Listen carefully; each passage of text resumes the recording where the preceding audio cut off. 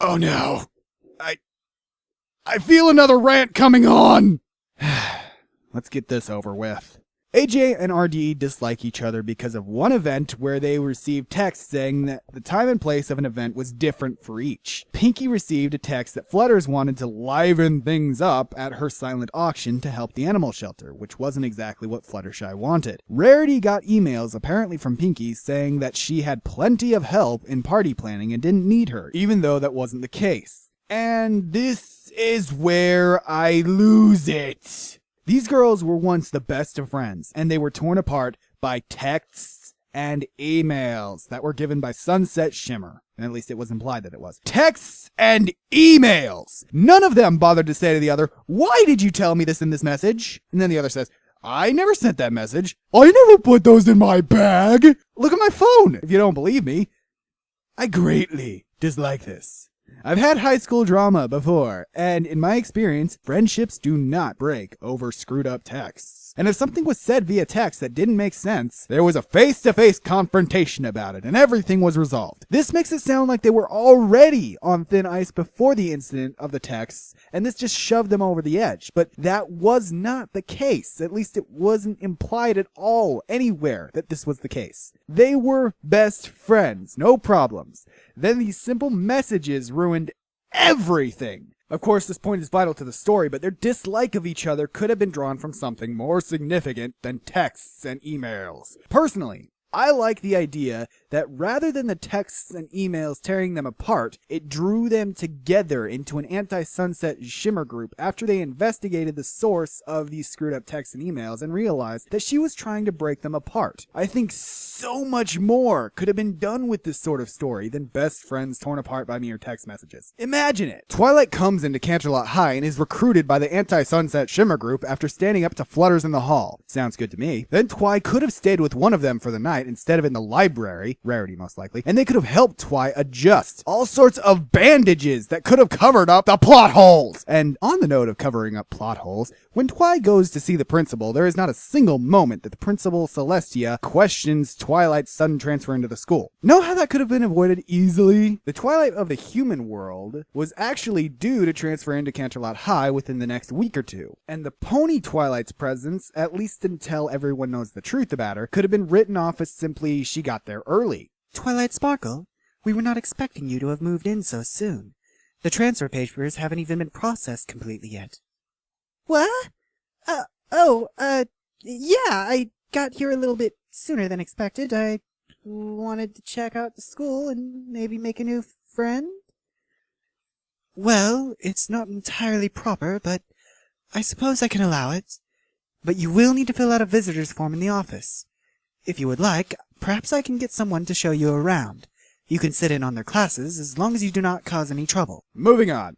Though, like every pony out there, I think that the Fives feud was resolved far too quickly. I enjoyed everything after the resolution of the Fives feud, up to the song helping Twilight win the crown. Even the love interest moment with Flash Sentry.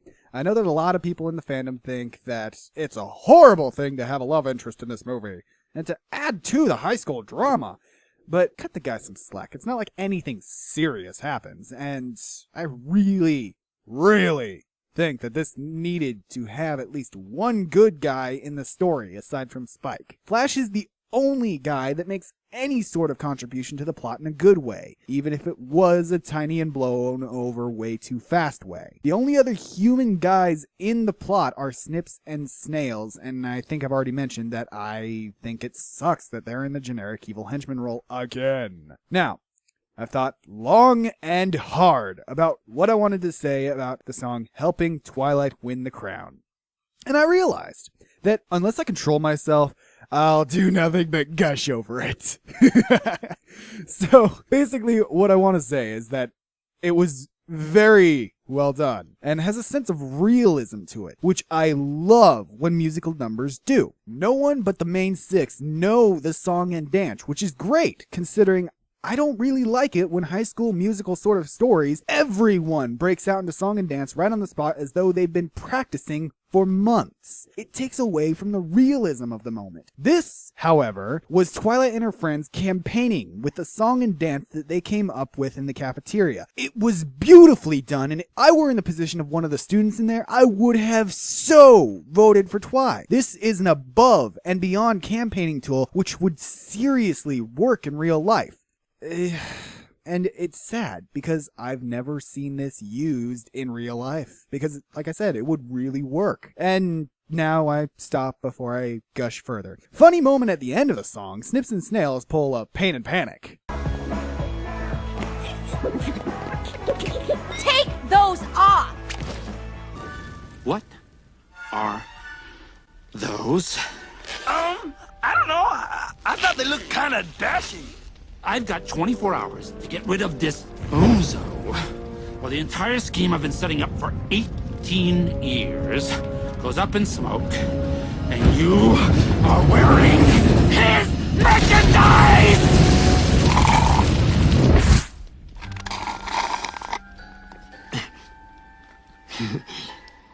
Thirsty?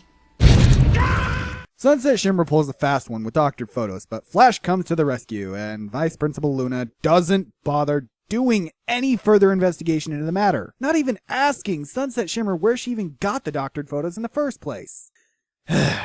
More of the school's incompetence. And then Flash asks Twi to the fall formal, and I feel so sorry for the guys. Twilight runs out repeating no so many times, though not to him asking, but rather to the fact that she realized there was a problem with the fall formal being postponed and forgot all about poor Flash. Twilight has to tell her new friends the truth so that they can help her, but Pinky saves her the trouble. Flutter's fangasms over Spike being able to talk, and they fix up the gymnasium with another montage song, inspiring all the other students to help out, securing the crown for Twilight. Another montage song later for getting ready and dressed for the dance, and it's back to school for the crowning ceremony. Twilight wins the crown, no derp, but Sunset knew that she would, and she set up a counter strategy, dognapping Spike and threatening to break the portal back to Equestria. Some people in the fandom have a problem with this, saying that Sunset trying to break the portal would just not work and the mallet would have gone through the portal. But what these people don't seem to understand is that this was all a bluff to begin with. She never intended to break the portal, and she was just hoping that Twilight would fall for it. But Twilight calls her bluff, and Sunset Shimmer resorts to simply taking the crown by force. Adorning it on her head, she becomes a demon wannabe. No fooling, look at this! In my story, black sclera are the mark of a demon, and the color of the irises reflects the demon's individual most strongest flaw based on the 7 deadly sins. Coincidentally, the designers for her character got the color right, being that irises of a green shade are the eyes of a demon with the prevalent nature of pride, which I personally think is her most prevalent aspect of the 7 deadly sins. Enough about my stories, though, and back into this one. Causing massive property damage, Sunset Shimmer enslaves the minds of all the students, and it would seem that victory would be hers.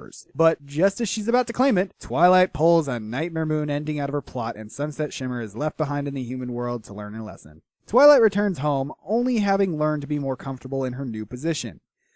That's right! This whole journey didn't teach any sort of lesson that we've come to expect from this show. The only thing Twilight took away from this is, yeah, I'm a princess, and though I've only been uncomfortable with it for this movie alone, I'm over that now. Ah well, it wouldn't be the first time something like this happened. Did I like the movie? Yeah, I'll probably buy a copy sometime, but do I think it was perfect? Not at all. Though things seldom are. Nitpicking aside, it was a lot better than most people expected it to be. Personally, I decided long ago to give it a chance before judging it, and I'm glad I did. Well, I think that's long enough of a video for not being an actual analyst, and thank Celestia for that. It was fun and all, and I hope you enjoyed it, but it was also one big headache that I probably should have just passed on and kept working on my main project, which I hope I can air soon. Oh well, what's done is done. Once again, I'm Shadowfire, and now I'm off to get some sparkling apple cider. Imagine it! Twilight comes into Canterlot High and